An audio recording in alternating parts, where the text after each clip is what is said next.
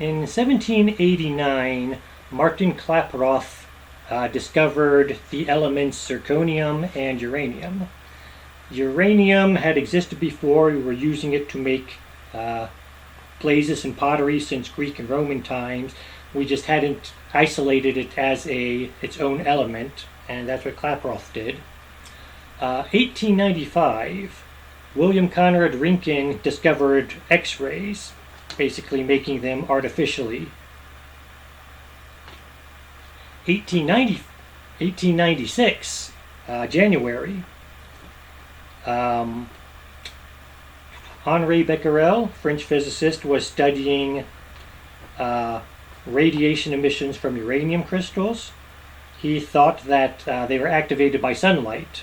So he was taking photographic plates, wrapping them in paper, putting uranium crystals on them and leaving them out in the sun. And when he developed them, there would be little images in the shape of the crystals on them. He would put coins between the plates and the crystals and show that, yes, it was the crystal causing this. And then the weather went bad. So he took all his experimental stuff and he put it in a drawer for a couple months. And like I said, a couple months later, sun came out again, so he decided to start his experiments up. And he saw that some of his film was exposed, so he took it, he developed it, and he saw that the same crystal pattern, even though the material had been out of the sun, was still on the film. And not only that, but it was just as strong as when he had left the stuff in the sun. So he came to realize that the crystals themselves were giving off radiation and not the sunlight activating it. And this is considered by many people to be the discovery of radiation or naturally occurring radiation. A year later, Marie Curie, working on her doctoral thesis, she's married to Pierre Curie. She's working in his lab, and she decides that, he reads about Henri Becquerel's discovery and decides she wants to study uranium and the radiation from it. So her and her husband get to work on it.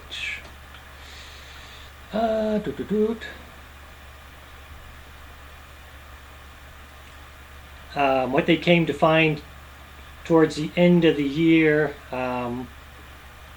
was that there was more going on here than just uranium. They were basically studying pitchblende, which is the ore that uranium came from, and they determined that there were at least 2 other radioactive isotopes in pitchblende. And so after a little more study in 1898, they discovered polonium and radium. So they continued their studies. Pierre decided to study the physical properties of radium, and Marie decided to study the chemical properties of it. So with the help of a man named André Debierne, who was basically her lab assistant, Marie Curie processed and refined several tons of pitchblende in order to come up with 1/10 of a gram of radium chloride. And so this was considered the actual isolation of radium.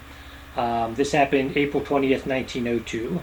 So it was considered to have been studied 4 years earlier, but they didn't isolate it until 1902. And then they continued their work, and in 1910 they isolated pure metallic radium. So this time it wasn't radium chloride, it was pure radium. Prior to this, back in 1903, because of their discovery and because of his earlier work, the Curies and Henri Becquerel shared the 1903 Nobel Peace Prize for Physics because of their work. So again, she actually got the Nobel Prize prior to fully isolating radium, even though they had found that it existed, they just hadn't isolated it completely. The there are two units of radioactivity. The SI unit, or International Science Unit, is called the becquerel. That is 1 disintegration per second. The non-standard unit is called the curie, and that is something like, it's equal to the number of disintegrations that will take place from one gram of pure radium 226, which is what Curie had been working with. There are, let me see if I can remember this correctly, 37 megabecquerels to the millicurie. So for every 1/1000th of a curie, there are 37 million becquerels.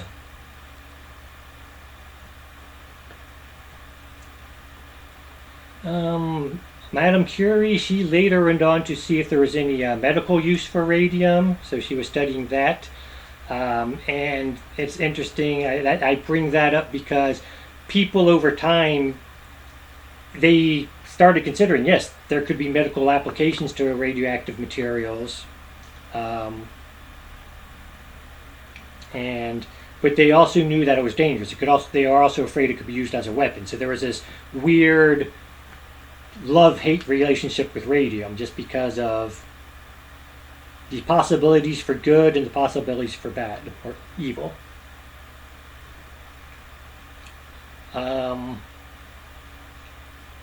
So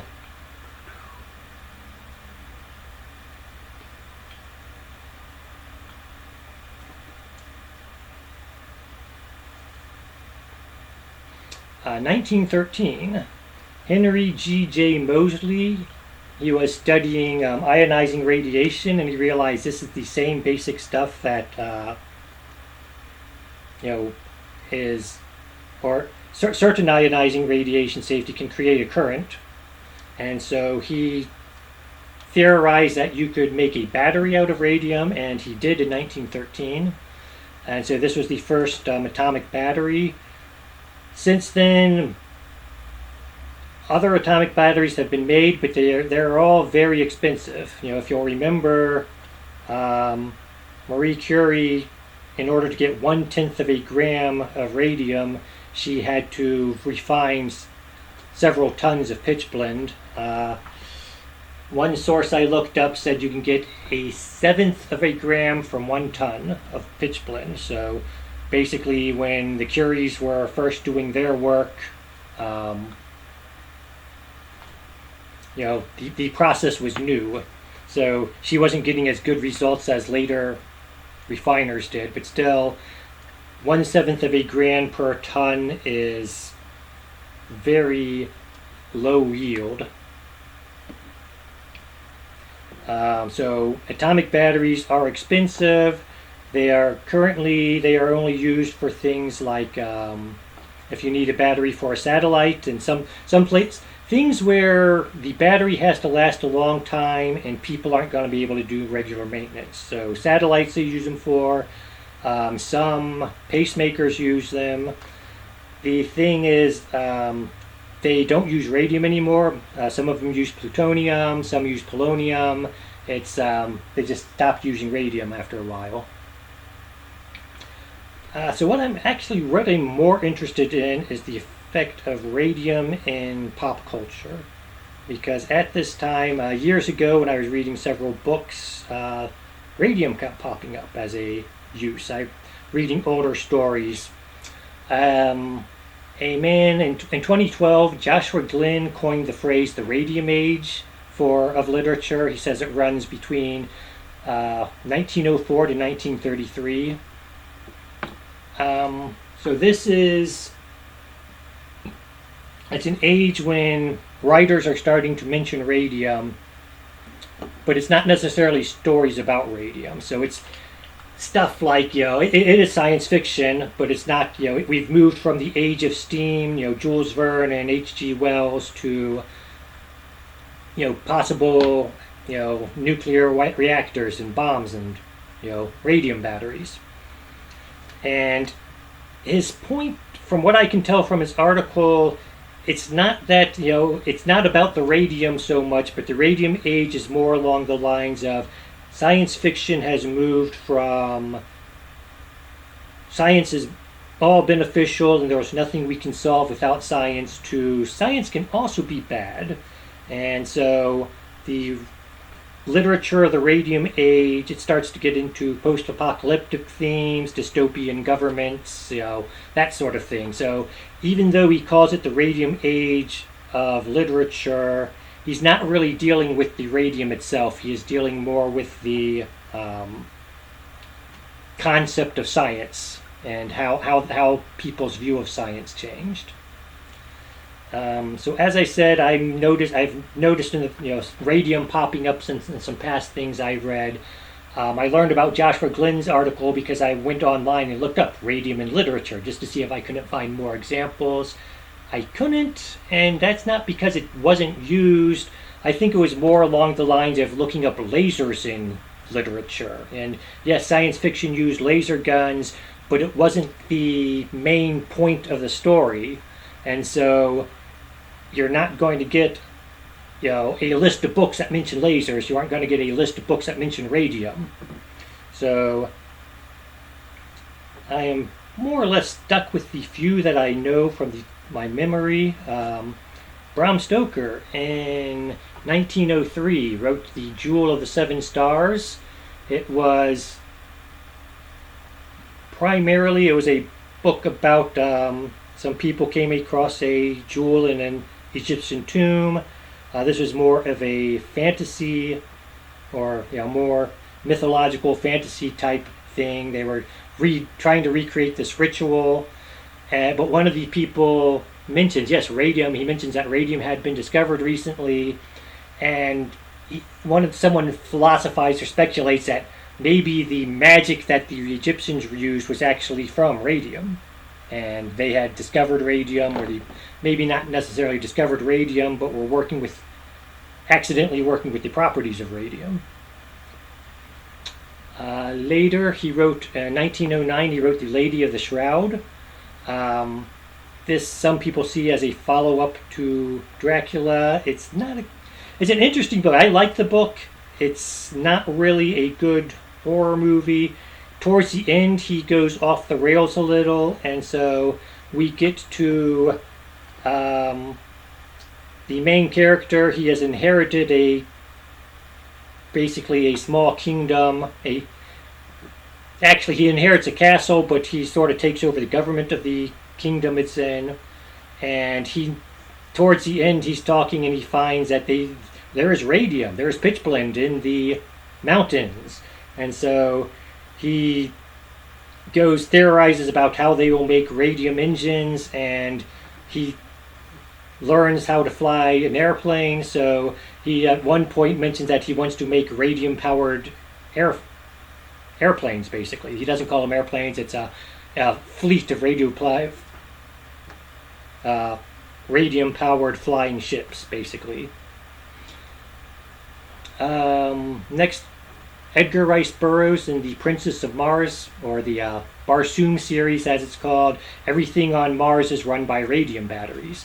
And Burroughs also later in 1945 wrote 1923 wrote the Moon Maid series, in which the surface of the moon is composed largely of radium, according to this book.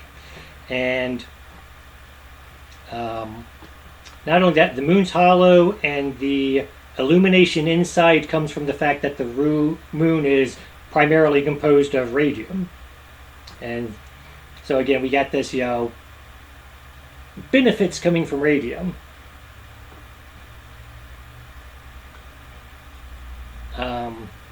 While I was searching, I did find reference to one book, The Radium Casket by Lawrence R. Bourne. There's an article written by Iwan Rise Morris. He's mentioning this book that he discovered in a bookshop. It was sort of in the science section, and he got curious, so he bought it. And again, it's just there's a device which is powered by radium.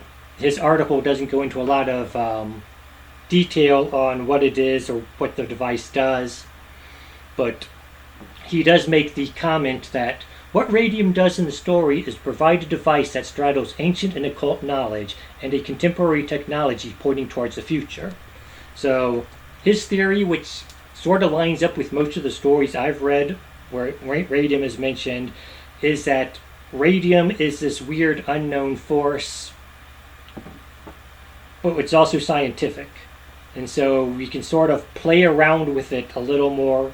Or back in the early 20th century, they could play around with it a little more than they do other, science. And they can get away with just sort of having impossible stuff happen because we're using an unknown. And so we can have the unknown do anything we want it to do. And they did. As I said, radium batteries did not live up to the expectation people would hope they were. So even though Edgar Rice Burroughs theorized about them, actually he wrote about them after they had been discovered, they still weren't in large use during his day, and they never did become as in large use as he would have hoped they would, or at least based on his writings, he would have hoped they would. And then we get an interesting sidebar here, which is one of the things which led me to writing this. And that is the Radium Girls. Sounds like a roller derby team. It is not. So back in the during the First World War, they were using radium to make glow-in-the-dark paint to put on dials and watches and stuff for the military. And there were 3 companies. One of them I couldn't find the name of. It was in Connecticut. There is Radiation Luminous Materials Corporation, which later changed its name to U.S. Radium Corporation. That was in Orange, New Jersey. And then there is the Radium Dial Company in Ottawa, Illinois. At one point, the president of the Radium Dial Company got fired, and he started another company in Illinois doing the same thing. I couldn't find the name of that company either. They hired, between the 4 companies, they hired close to 3,000 people to paint dials. So we'd have basically glow-in-the-dark numbers on watch dials and instrumentation and stuff like that. Primarily they were doing this for the war effort. They continued into the early 20s, so after the war had ended. And they were using radium-based paint to do this. The Radium Girls are famous basically because most of them died of radiation poisoning. And that happened, in order to get a point on their brush to do the fine details, they would lick their brush between cleaning. So even if you dip it in water, you aren't necessarily getting all the paint off it. You lick it to get the point, you're going to get a little bit of radiation in your system. In 1923, the first painter died. They tried to say this was based on viral, even though the company knew the cause. They knew radium could be dangerous, but they said it was virus. Most of these cases they tried to blame on syphilis. It wasn't until 1925 where a doctor came out and said, no, I can give you proof that radium can cause these problems. So again, they were using radium-226. I got some notes on that, if it will show up. Radium-226 has a half-life of about 1,600 years, which means basically I have 100 units of it, then it'll be 1,600 years before it has decayed down to